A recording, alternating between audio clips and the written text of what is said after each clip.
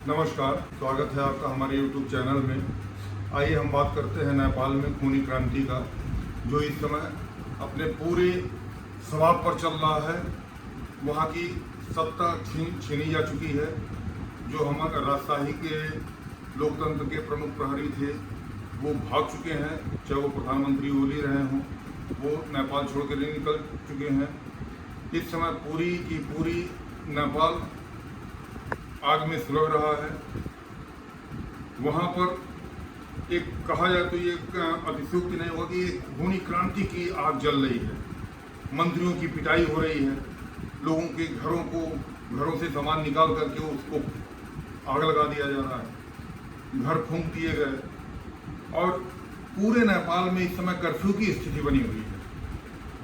और अगर देखा जाए कि नेपाल में यह स्थिति आने के लिए जिम्मेदार क्या है, तो इसके लिए जिम्मेदार ऐसा है कि 26 ऐप बैन किया गया। बाद में ये कहा गया कि अगर ऐप आपको चलाना है तो इसका रजिस्ट्रेशन कराना अनिवार्य है। सुप्रीम कोर्ट ने भी कह दिया कि नहीं, अगर आप ऐप चला रहे हैं तो उसको माना जाएगा कि ये गैरकानूनी है। अगर आपको ऐप चलाना है तो आप इसको रजिस्टर्ड कराइए। इन चीज़ों को लेकर के पूरे जनमानस में एक अंदर ही अंदर आग की तरह उनका वजूद जलने लगा। और इसकी पराकाष्ठा तब हुई जब पूरा का पूरा नेपाल जल उठा। लोग जो है इकट्ठे हुए। इकट्ठे होने के बाद प्रधानमंत्री के आवास पर उन्होंने कब्जा किया। कब्जा करने के बाद सामानों को निकाल करके उसमें आग लगा दिया। फिर वह राष्ट्रपति भवन की तरफ पहुंचे। राष्ट्रपति भवन को भी उन्होंने आग लगा दिया। जो वहाँ के प्रधानमंत्री थे ओली, वह जो है काठमांडू इस समय नेपाल छोड़ चुके हैं। नेपाल से वह निकल चुके हैं। जो प्रदर्शनकारी हैं वो वार्ता के टेबल पर आ चुके हैं। लेकिन अगर देखा जाए तो 4 चीज़ें वहाँ पर इस समय जिनकी हवा चल रही है। पहला ये, जो सुप्रीम कोर्ट की सुशीला गौरकी हैं, उनके अंदर अंतरिम सरकार का गठन हो। दूसरा, राजशाही की व्यवस्था पुनः लौट आवे। और तीसरा, बालन के कमान में अंतरिम सरकार की गठन हो। और चौथा, ये कहा जा सकता है कि मिलिट्री, जो वहाँ की मिलिट्री है, शासन व्यवस्था को संभाले। नेपाल में कह लीजिए कि किसी भी देश के सबसे प्रोग्रेसिव वर्ग वहाँ का युवा होता है। युवा के हाथ में ही पूरी राजनीति होती है, पूरा देश होता है और उनके अंदर ही जो है आगे बढ़ने की एक ललक भी होती है। लेकिन जब इन 26 ऐप पर बैन लगाया गया तो उसके अगेंस्ट जो है जनजी का पूरा संगठन जो है इकट्ठा होने लगा। लोगों के अंदर आक्रोश होने लगा।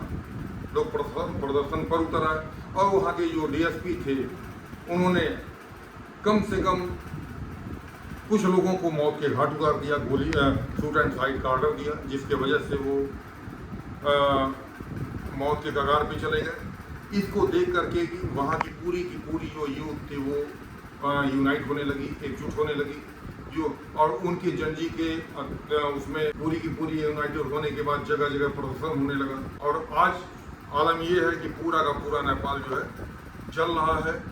एक खूनी क्रांति ने वहाँ जन्म ले लिया है और ये भी बांग्लादेश के रास्ते पर चल रहा है। इसका अंजाम क्या होगा ये आने वाले समय में हम खुद आपको बताएंगे। जो जनजी के सदस्य हैं उनकी पुलिस से झड़प हुई और मारे गए। और उसके बाद जब वह प्रधानमंत्री या राष्ट्रपति के भवन में जा करके वहाँ आग लगाए, बाहर आ करके वो डांस करने लगे। शायद वो उनको एक अलग ही खुशी मिल रही थी कि हमने जिस ध्येय को लेकर के आगे बढ़े थे वो काम हमारा सफल हुआ। वो डांस करते हुए अपने आप को रील बना रहे थे। लोगों को ये मतलब संदेश भी देना चाह रहे थे कि देखो हम हैं तो हमारा देश है, यानी हम यहाँ के सर्वे सर्वा हैं। यह चीज़ जो है, और सही मायने में भी अगर किसी भी देश के युवा को हतोत्साहित किया जाए या उनको इग्नोर किया जाए तो आने वाला कल हमारा बहुत ही। अब आइए जानते हैं कि इन ऐप को बैन क्यों किया गया। इन ऐप के बैन को करने का सबसे प्रमुख कारण ये था कि जैसे हर देश में लोअर कास्ट होता है, मिडिल कास्ट होता है, अपर कास्ट होता है, तो कहीं पर ये जो हमारे नौकरशाही ब्यूरोक्रेट्स और जो है ये पॉलिटिशियंस जो होते हैं वो अपने बच्चों को बाहर दूसरे देशों में पढ़ने के लिए भेजते हैं जहाँ पे उनको अच्छी शिक्षा मिल जाए और भी मिल जाए उनको। लेकिन उन्हीं के देश में जो मीडियम लोग हैं, जो और नीचे के लोग हैं, उनके बच्चों को वो सुविधाएं नहीं मिल रही। क्यों? क्योंकि हमारे देश में, नेपाल में रोजगार नहीं है, रोजगार में खाने की कमी हो रही है, जिसको लेकर के वो अपने इन कुंठाओं को सोशल मीडिया के द्वारा लोगों से शेयर कर रहे हैं। लेकिन वहाँ का जो युवा था, जो भूखों मर रहा था, जो बेरोजगारी से त्रस्त हो चुका था, वो ये सोच रहा था कि मेरे पास अगर इस हथियार को हम छोड़ देंगे तो और हथियार हमारे पास क्या होगा, कैसे हम लड़ेंगे। उसलिए उन्होंने इस सोशल मीडिया के प्लेटफॉर्म को, इन ऐपों के माध्यम से सरकार तक अपनी बात पहुंचा रहा था और लोगों तक अपनी बात पहुंचा रहा था। यही वजह थी कि इन ऐपों को बैन किया गया, ताकि इन ऐपों के सहारे या इन सोशल साइटों के सहारे दूसरी कंट्री के लोग हमारे देश के हालात को न जान पावे। और इसीलिए शूट एंड साइट का ऑर्डर दिया गया, जिसके वजह से लोग मरे। और वहाँ की जनजी जो संगठन थी, जो युवाओं की संगठन, बेरोजगारों की संगठन थी, वो मिल करके और इस तरीके से खूनी संघर्ष को जन्म दिया, जिससे नेपाल में हालात बेकाबू हो चुके हैं।